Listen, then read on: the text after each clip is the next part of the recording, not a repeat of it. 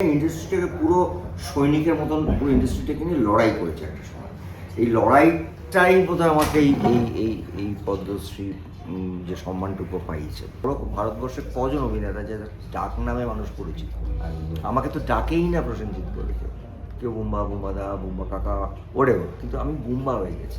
মানুষের জীবনে না এরকম একটা সময় আসে, আমার জীবন এসছে বলে বলছি, যেখানে মানুষজন তাকে কাস্ট করে না। মানে আমাকে এরকম সময় গেছে আমি 2 বছর কাজ করি।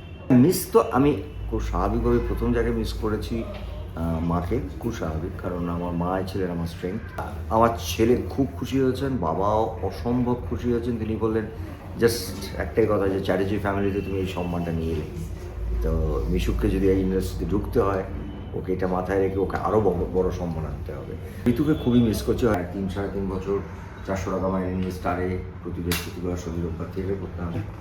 টাকা ছিল না, দমদম থেকে টালিগঞ্জে আসা, তারা সকালবেলা আমাকে মোটর বাইকে করে নিয়ে এসে টালিগঞ্জে ড্রপ করে দিত। কিন্তু দেখো, এই পাওয়া না পাওয়াটা আলাদা কথা। আমার কাছে না সব থেকে ভালো মোমেন্টটা কী জানো, আমি হলের মধ্যে দাঁড়িয়ে ইন্দ্রদীপ দাশগুপ্ত মানে আইডি যাকে বলি, আমরা হলের মধ্যে দাঁড়িয়ে আইডিয়াটা অ্যানাউন্স করলো, তখন তোমার দেখা উচিত ছিল তাদের দর্শকদের রিয়াকশন। তারা জানতেন না, তারা যখন ঢুকেছেন হলটায় ছবিটা দেখতে, তারা জানতেন না যে তাদের কাকাবাবু বা তাদের প্রসেনজিৎ পদ্মশ্রী পেয়েছেন। এটা আইডি অ্যানাউন্স করতে যে উচ্ছ্বাস, মনে হচ্ছে বাড়ির কেউ পেয়েছে। সব থেকে ইম্পর্টেন্টলি হচ্ছে যে সময়টা আমাকে কেউ কাজ দিচ্ছে না, আমি এমন একটা কাজ করবো যেটা আমাকে 10 বছর বাঁচিয়ে রাখবো। এই লড়াইটা আমি কন্টিনিউয়াসলি গত 40 বছর ধরে করে গেছি বলে হয়তো আজও আমি তোমাদের মধ্যে আছি, দর্শকরা আমায় ভালোবাসেন।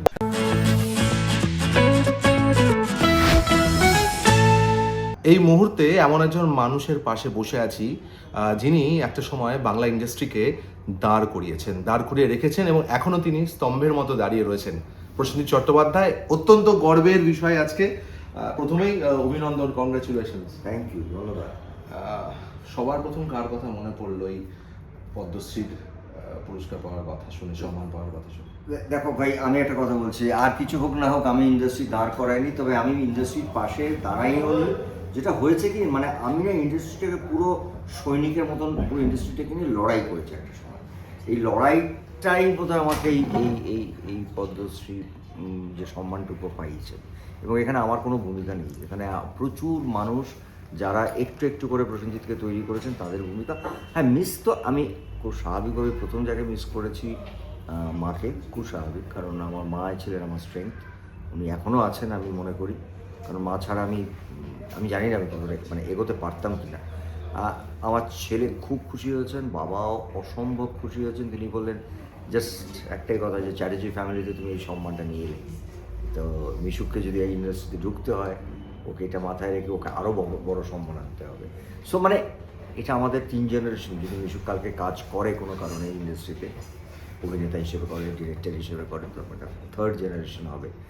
আর এখানে আমার কাছে মনে হয়েছে যে অবশ্যই মা এবং আরেকজন মানুষের খুব মিস করছে, অবশ্যই ঋতুদা। কারণ ঋতু আমার বন্ধু ছিল না শুধু, আমাকে বারবার আমি বলি, সব সময় বলেছি, আমার বইতেও তাই লেখা আছে যে আমার যে মধ্যে আরেকটা অন্য অভিনেতা সত্তা আছে, সেটা ওই মানুষটা বোধহয় খুঁজে বার করে মানুষকে দেখিয়েছেন, এর মধ্যেই আমাকে বুঝিয়েছেন বেশি যে তোমার মধ্যে আরেকটা সত্তা আছে।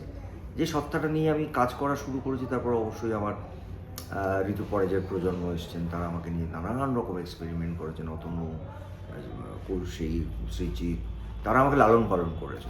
তো ঋতুকে খুবই মিস করছি। হয়তো আজকে থাকলে ইন্টারভিউটা ঠিক আছে, আজকে হয়তো থাকলে আমরা ইন্টারভিউটা ঋতুর বাড়িতে বসে দিতাম। একদম ঠিকই, একদম। কোথাও ওই দুটি পাতা ছোট্ট জিজ্ঞাসা তাদের কথা মনে পড়ছে? নিশ্চয়ই, এত কষ্টের কথা।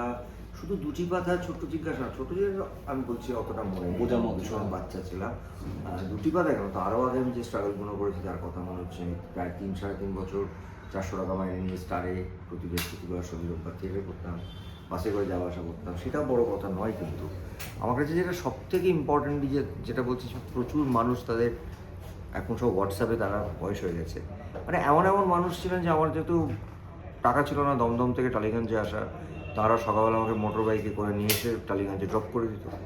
তারা তাদের চাকরিতে চলে যেত, তারা কাজ করতেন, তারপর তারা বাইকে করে নিয়ে আমাকে তুলে নিয়ে যেত। মানে তারা আমার দাদার মতন, দাদার স্থানে। তাদের ভালোবাসা আমার ওই সময়টা, ওই মানুষগুলো না থাকলে আজকে আমি ওই স্ট্রাগলটা করতেই পারতাম না। সবার কথা মনে বলছি। একদম এই জায়গা থেকে বরাবর আমরা যতবার ইন্টারভিউ করেছি আমাদেরও একটা আক্ষেপ থাকতো যে আমরা হয়তো এক্সপেক্ট করে বসে থাকি যে এই ছবিতে ন্যাশনাল অ্যাওয়ার্ড আসছে, এই ছবিতে আসছে, তো কোথাও কিছুটা হলেও কি এটা একটা দেখো আমি পথে ফেরত দেওয়ার আমি মতো? জানি প্রত্যেকটা ন্যাশনাল অ্যাওয়ার্ডে বিশেষ করে বেশ কয়েকটা ইম্পর্টেন্ট ছবিতে অ্যাটলিস্ট আমার কলকাতায় বা আমার ইন্ডাস্ট্রিতে, তোমরা যারা মিডিয়াতে আছো তোমরা আমাকে অনেক, আমরা জানি এটা তুমি পাবে, কিন্তু দেখো এই পাওয়া না পাওয়াটা আলাদা কথা। আমার কাছে না সব থেকে ভালো মোমেন্টটা কি জানো, আমি হলের মধ্যে দাঁড়িয়ে, ইন্দ্রদীপ দাশগুপ্ত মানে আইডি যাকে বলি, আমরা হলের মধ্যে দাঁড়িয়ে আইডিয়াটা অ্যানাউন্স করলো, তখন তোমার দেখা উচিত ছিল তাদের দর্শকদের রিয়াকশন। তারা জানতেন না, তারা যখন ঢুকেছেন হলটায় ছবিটা দেখতে, তারা জানতেন না যে তাদের কাকাবাবু বা তাদের প্রসেনজিৎ পদ্মশ্রী পেয়েছেন। এটা আইডি অ্যানাউন্স করতে যে উচ্ছ্বাস, মনে হচ্ছে বাড়ির কেউ পেয়েছে। আসলে যে মানুষটা না আস্তে আস্তে আস্তে আস্তে পরিবারের একজন হয়ে যায়। তুমি বলো ভারতবর্ষে কজন অভিনেতা যে ডাক নামে মানুষ পরিচিত? আমাকে তো ডাকেই না প্রসেনজিৎ বলে কেউ, কেউ বুম্বা, বুম্বা দা, বুম্বা কাকা, ওরেও, কিন্তু আমি বুম্বা হয়ে গেছি। এইটা এটা একটা বড় পুরস্কার। তাই জন্য আমি বলছি না, ওই পুরস্কারের জন্যে আমি কখনো কোনো আক্ষেপ বা দুঃখ প্রকাশ করিনি, কখনো না। কারণ আমি মনে করি যে আমি কাজটা সিনসিয়ারলি করে যাবো, একদম একদম যেটা পাওয়ার সেটা পাবো। একদম এইখান থেকে তো বলবো যে যদি আমি তিনটে টার্নিং পয়েন্ট বা তিনটে বিষয় ধরি যেটা আজকে প্রসেনজিৎ চট্টোপাধ্যায় বানিয়েছে, এবং সেই সঙ্গে একটা পরামর্শ যে যারা বসে থাকে যে স্বীকৃতির জন্য তাদের উদ্দেশ্যই এই দুই জিনিস জানতে চাই। প্রথমত তিনটে, এইটা খুব বলা কঠিন, মানে কঠিন মানে এই সময় কঠিন, কারণ আমার তারা আছে, এটা নিয়ে অনেকটা কথা বলতে হবে, এটা নিয়ে আমি আলাদা একটা পুরো আড্ডা দিতে পারি। তবে আমি তিনটে কথা বলতে চাই, মানে তিনটে জায়গায় আমি আলাদা কথা বলবো। যে আমার প্রথম কথা, আমি ভারত সরকারকে এবং রাষ্ট্রপতির হাত থেকে এটা পাওয়া, তাদেরকে ধন্যবাদ জানাবো। কিন্তু তার সঙ্গে তুমি যে প্রশ্নটা করলে, আমি সেটাকে না বলে আমি একটু অন্যরকমভাবে বলি যে মানুষের জীবনে না এরকম একটা সময় আসে, আমার জীবনে এসছে বলে বলছি, যেখানে মানুষজন তাকে কাস্ট করে না। মানে আমাকে এরকম সময় গেছে, আমি 2 বছর কাজ করি, কিন্তু সেই মাঝখানটা না আমি একটা বুদ্ধদেব দাশগুপ্ত করেছি। সেই ছবিটা অফিসিয়ালি টরন্টো ইন্টারন্যাশনাল ফিল্ম ফেস্টিভ্যালে সিলেক্ট হয়েছে, সেখানে আমি রেড কার্পেটে গেছি, আমি সম্মানিত হয়েছি, আর একটা নতুন অডিয়েন্স তৈরি করেছি। আমি বলছি শিল্পীকে না থেমে থাকলে হবে না, আবার নিজে লড়াই করে কিন্তু আবার একটা কাজ করেছি যেখান থেকে আবার। তো আমার মনে হয় সব থেকে ইম্পর্টেন্টলি হচ্ছে যে সময়টা আমাকে কেউ কাজ দিচ্ছে না, আমি এমন একটা কাজ করবো যেটা আমাকে 10 বছর বাঁচিয়ে রাখবো।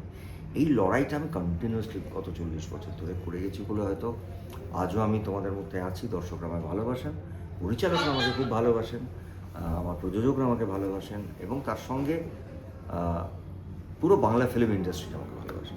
একদম অনেক অনেক শুভেচ্ছা আমার আছে, আবার অনেক শুভেচ্ছা, এবং সত্যি একটা অত্যন্ত গর্বের বিষয় সবার কাছে।